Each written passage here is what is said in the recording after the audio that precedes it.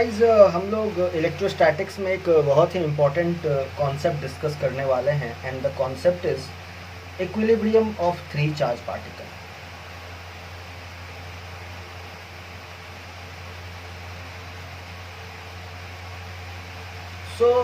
ये जो कॉन्सेप्ट है इसके बेसिस पे आपने कई सारे न्यूमेरिकल्स किए होंगे ऑलरेडी, बट हमारा यहाँ पे जो मेन पर्पस है वो है कि इस कॉन्सेप्ट का एक जनरलाइज डिस्कशन वेक्टर फॉर्म में करना। तो इमेजिन करते हैं कि हमारे पास एक कोऑर्डिनेट सिस्टम है, कन्वेंशनल कोऑर्डिनेट सिस्टम है, X axis, Y axis and let us also consider this is Z axis. और ये मेरा ओरिजिन है और ओरिजिन के रिस्पेक्ट में मैं टू चार्जेस का लोकेशन जानता हूँ। लेटस से ये मेरा चार्ज Q1 है और लेटस से ये मेरा चार्ज Q2 है और इनका जो पोजीशन वेक्टर है वो रिस्पेक्टिवली R1 और R2 हमें बताया गया है। Now I am interested in finding a third charge Q and its location so that the whole system is in equilibrium। तो ये मैं चाहता हूँ। तो यहाँ पे दो बातें बिफोर सॉल्विंग दिस क्वेश्चन मैं स्टेट करना चाहूँगा। पहला कि जो थर्ड चार्ज होगा वो Q1 और Q2 को ज्वाइन करने वाले लाइन पे ही लाई कर सकता है। So the third charge will be lying on this line somewhere. और जो दूसरी बात है वो ये कि अगर मैं ये चाहता हूँ कि मेरा सिस्टम इक्विलिब्रियम में रहे, कहने का मतलब है Q1, Q2, Q3 सब कुछ इक्विलिब्रियम में रहे, तो ये ज़रूरी है कि Q3 का साइन Q1 और Q2 के ऑपोजिट होना चाहिए। फिलहाल मैंने Q1 और Q2 को पॉजिटिव लिया है तो मेरा Q3 निगेटिव होगा, बट फिलहाल मैं Q3 को जस्ट Q3 कहूँगा और उसके बेसिस पे मैं यहाँ पे एक थर्ड चार्ज Q3 अज्यूम कर रहा हूँ। और लेट अस से कि मैं Q3 को माइनस Q3 कह रहा हूँ जैसा कि हम लोग जानते हैं, एंड मैं पॉइंट्स के नाम भी दे रहा हूँ A, B और ये मेरा थर्ड पॉइंट C है। और मैं ये बात भी कह रहा हूँ कि A, B, C जो तीनों पॉइंट हैं वो कोलिनियर होंगे और जो थर्ड चार्ज Q होगा, Q3 होगा, वो निगेटिव चार्ज होगा। और अभी मुझे Q3 का मैग्नीट्यूड पता करना है और Q3 का जो पोजीशन वेक्टर है, लेट्स कॉल इट R3, वो भी मुझे पता करना है। तो लेट्स स्टार्ट। तो सबसे पहला जो मैं आर्ग्यूमेंट देने जा रहा हूँ वो ये होगा कि net force on Q3 will be 0। So let me write net force on Q3 is equal to 0। अभी मैं Q3 के ऊपर लगने वाले नेट फोर्स को वेक्टर फॉर्म में लिखने जा रहा हूँ। So I will say it will be K minus Q3 into Q1। सो मैं पहले Q1 के फोर्स की बात कर लूँ और मैं वेक्टर फॉर्म में इस चीज़ को लिखना चाहता हूँ। सो आई विल से R3 minus R1 vector divided by इसी वेक्टर के मैग्नीट्यूड का क्यूब मैं यहाँ पे लिख रहा हूँ। सो R3 माइनस R1 के मैग्नीट्यूड का क्यूब एंड प्लस इस Q3 के ऊपर मैं Q2 भी फोर्स लगाएगा, तो उस फोर्स के बारे में मैं लिख रहा हूँ K minus Q3 into Q2 into R3 minus R2 divided by magnitude of R3 minus R2 के मैग्नीट्यूड का cube and that thing should be equal to 0। तो ये जो इक्वेशन लिखा है इसमें थोड़ी सी सावधानी आपको ये चाहिए कि चार्ज का जो मैग्नीट्यूड होता है तो सिर्फ आपने मैग्नीट्यूड नहीं, उसका साइन भी कंसिडर करना है। और दूसरा यहाँ पे R3 R1 या यहाँ पे R3 और R2 इसका ऑर्डर मैटर करता है। तो सबसे पहले आपने जिस चार्ज के ऊपर में फोर्स कैलकुलेट करना है उसका पोजीशन वेक्टर लिखना है, माइनस के बाद जो चार्ज फोर्स लगा रहा है उसका पोजीशन वेक्टर लिखना होता है। जैसे यहाँ पे Q3 के ऊपर फोर्स लग रहा है और Q1 लगा रहा है तो पहले हमने R3 लिखा, बाद में हमने R1 लिखा है। सिमिलरली यहाँ पे हम लोग Q3 के ऊपर फोर्स लग रहा है और Q2 फोर्स लगा रहा है, इसीलिए मैंने पहले R3 लिखा है और बाद में R2 लिखा है। So I hope that is clear.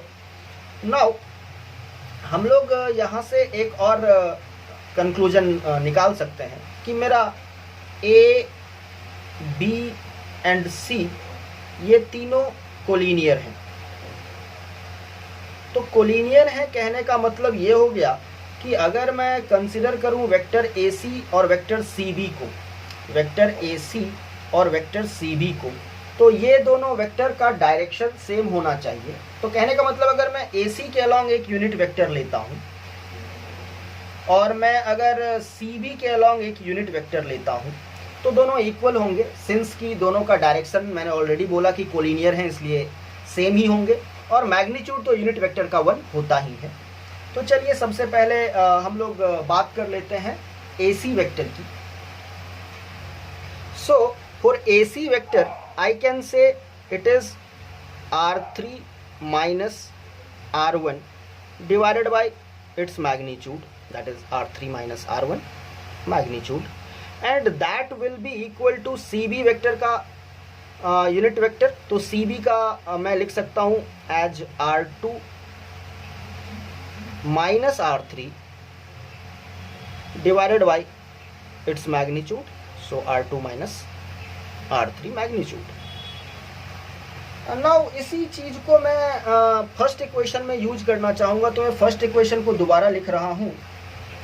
तो आई कैन से माइनस के Q1 Q3 into R3 minus R1 divided bye mod of R3 minus R1 Q, और ये RHS में जाएगा तो इसका माइनस प्लस बन जाएगा। सो आई विल सिंपली राइट के Q2 Q3 vector R3 minus vector R2 divided by magnitude of R3 minus R2 Q।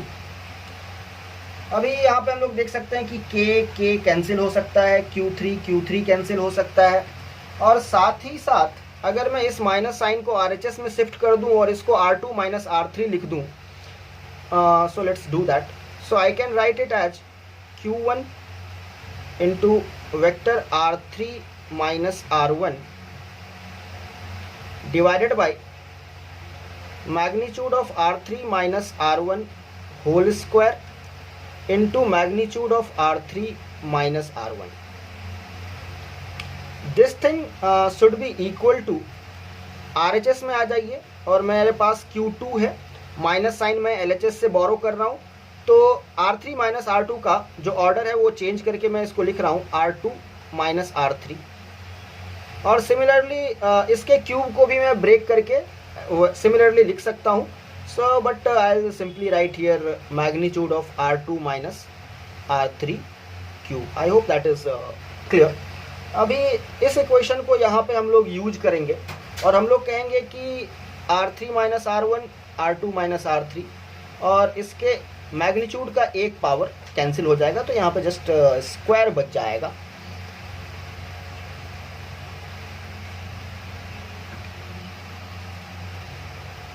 So now let's simplify it further.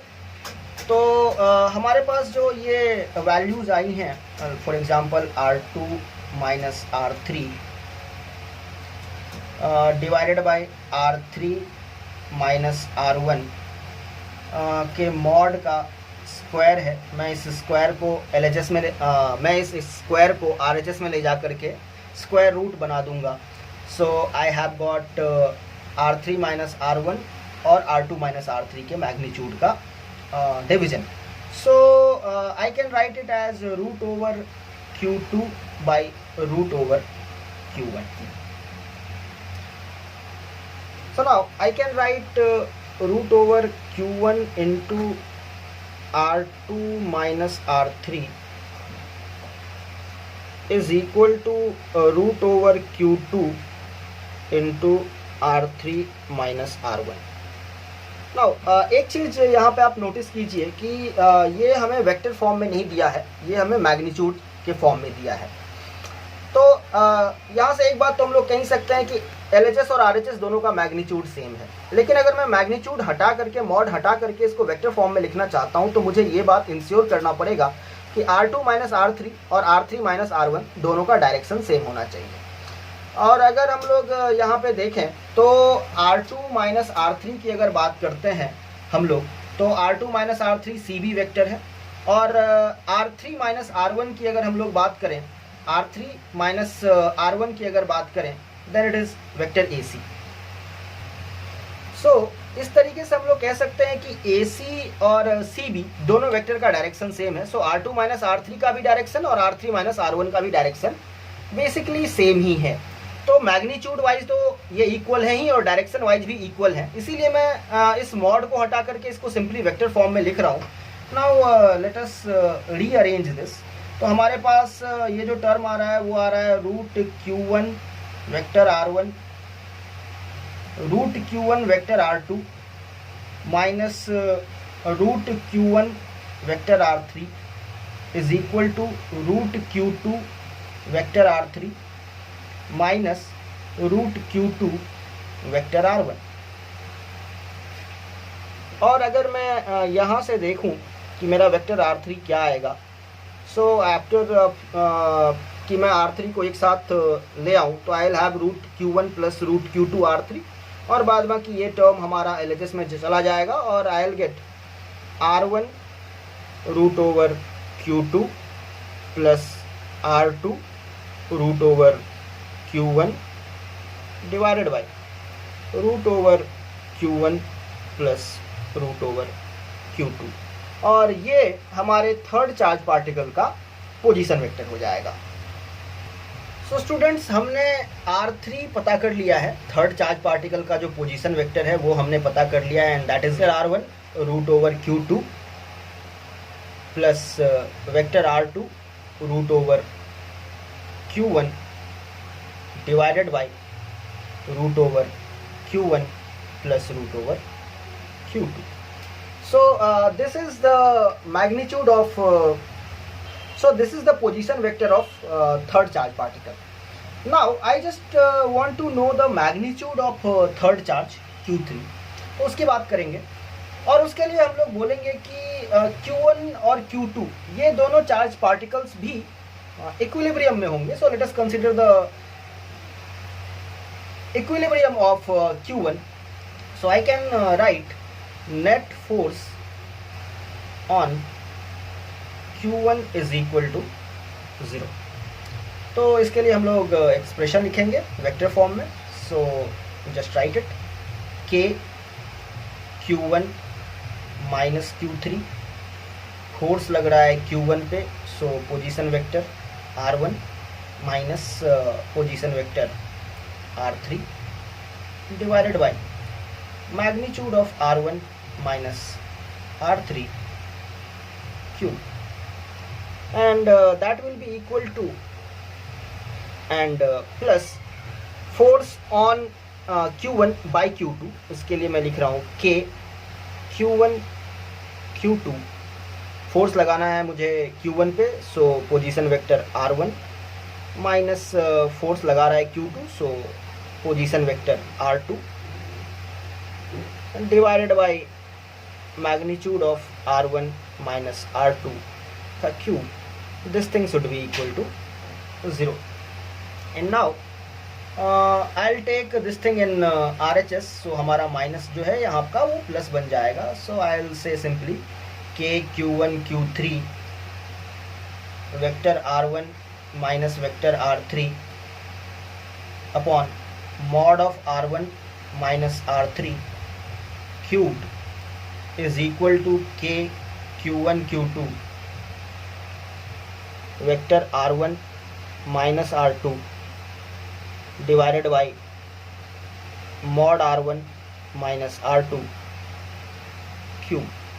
अभी यहाँ से हम लोग देख सकते हैं कि K Q1 कैंसिल हो रहा है। नाउ अगेन हम लोग सेम लॉजिक दे सकते हैं कि हमारा जो यूनिट वेक्टर अलोंग CA होगा, that will be equal to unit vector along BA, और इसके लिए मैं लिख रहा हूँ कि CA जो हो जाएगा हमारा वो हो जाएगा R1 minus R3 divided by its magnitude. And that will be equal to B A. तो बी ए के लिए मैं लिख सकता हूँ यहाँ से vector r1 minus r2 divided by its magnitude. ये हमारा इक्वल रहने वाला है। नाउ वी कैन सी कि ये सेम टर्म हमारे इस एक्सप्रेशन में भी है, तो जो कॉमन है मैं उसको कैंसिल कर रहा हूँ, r1 minus r3 vector r1 minus r2, और ये क्यूब कैंसिल हो करके यहाँ पे स्क्वायर बन जाएगा, एक पावर कैंसिल हो रहा है। So what I have here is q3 is equal to q2 into ये इस साइड जा रहा है, so I will have r1 minus r3 के मैग्नीट्यूड का square divided by r1 minus r2 के मैग्नीट्यूड का स्क्वायर।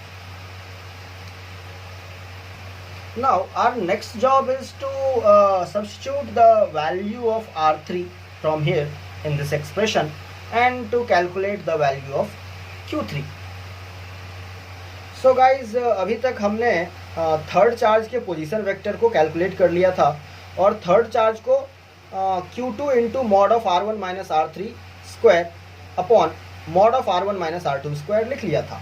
बट अभी हमें r3 को सब्स्टिट्यूट करना पड़ेगा यहाँ से, and for that I need to calculate the magnitude of r1 minus r3, and for that I will simply perform vector r1 minus vector r3। हमारे पास r3 अवेलेबल है, vector r1 को मैं as it is लिख रहा हूँ, minus vector r3 के जगह मेरे पास आ रहा है r1 root over q2 plus r2 root over q1 divided by root over q1 plus root over q2। ये हमारी वैल्यू है। So I will have r1 root over q1 plus r1 root over q2, और ये दोनों minus हो जाएंगे, सो minus r1 root over q2 minus r2 root over q1 whole thing divided by root over q1 plus root over q2। ये हमारे पास r1 minus r3 vector form में आ गया। यहाँ पे ध्यान देने वाली बात ये है कि r1 रूट ओवर q2 जो है हमारा कैंसिल हो गया है, and what I am getting from here is it is vector r1 taken as common. So here I am getting vector r1 minus vector r2 और root over q1 taken as common divided by root q1 plus root q2। और अगर मैं इसके magnitude की बात करता हूँ r1 minus r3, इसके मैग्नीट्यूड या इसके मैग्नीट्यूड के स्क्वायर की ही बात करता हूँ, तो ये जो हमारा वेक्टर है उसके मैग्नीट्यूड का स्क्वायर हमें यहाँ पे लिखना पड़ेगा। So I will write magnitude of r1 minus r2 square, और ये हो जाएगा हमारे पास रूट q1 का square q1 divided by root q1 plus root q2 का होल स्क्वायर। नाउ q3 का जो वैल्यू है उसको देखिए। सो q3 is equal to q2, और यहाँ पे जो r1 माइनस r3 का स्क्वायर है ये हमने ऑलरेडी कैलकुलेट किया हुआ है, so let's write that also. So it is r1 minus r2 mod square times q1 divided by root over q1 plus root over q2 whole square, और this thing divided by r1 minus r2 के mod का square है। So let's write mod of r1 minus r2 whole square. So easily you can see that mod of r1 minus r2 square is getting cancelled out, and from here I can finally say that my q3 is q1 q2 divided by square root of q1 plus square root of q2 whole square, and since q3 is negative so I'll put a minus sign over here, and that is the magnitude of q3 in terms of q1 and q2, and this is r3 vector in terms of r1 r2 and q1 q2. So that was the complete general expression for the third charge, which will bring the entire system under equilibrium. The last part of this discussion, I just want to assert that this equilibrium is going to be an unstable equilibrium.